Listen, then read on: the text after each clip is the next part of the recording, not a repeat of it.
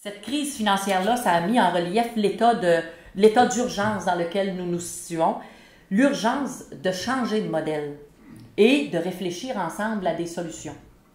Des solutions qui ne sont pas uniquement financières ou économiques, mais aussi des solutions qui ont une nature sociale. Une économie saine, une économie qui passe bien à travers les crises, qui maintient les populations en santé et une vie de qualité, c'est une économie où il y a plusieurs types de modèles d'entreprise et il y aurait une place peut-être un petit peu plus grande à faire au modèle des entreprises collectives et des entreprises coopératives qui nous montrent qu'elles sont capables de faire partie du modèle économique et d'être des joueurs déterminants. On a beaucoup de défis sociaux sur la Côte-Nord, c'est sûr que ce soit le vieillissement de la population, manque de place en garderie, manque de logement, pénurie de main-d'œuvre, j'en oublie, c'est sûr.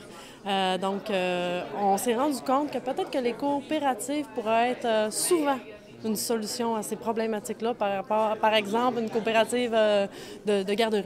Ce qu'on veut démontrer, c'est qu'on est capable de faire de l'agriculture sur la Côte-Nord. On est capable de le faire biologiquement.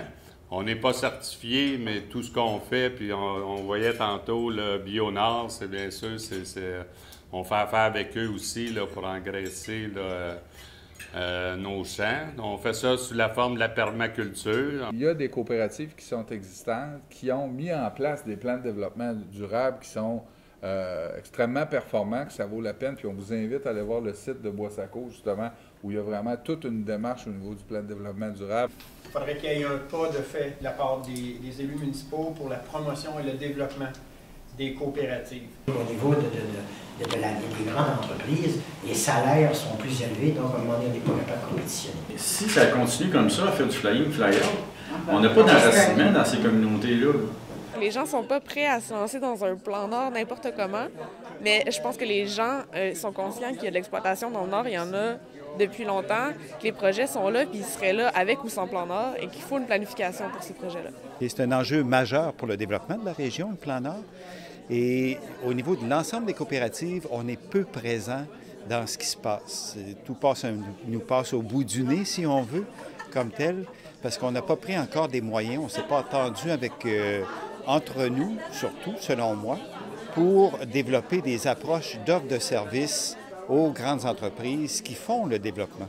J'aimerais bien qu'après l'année des coopératives, l'année prochaine soit encore l'année des coopératives, c'est-à-dire qu'il y a du travail qui continue de se faire de promotion de l'esprit coopératif.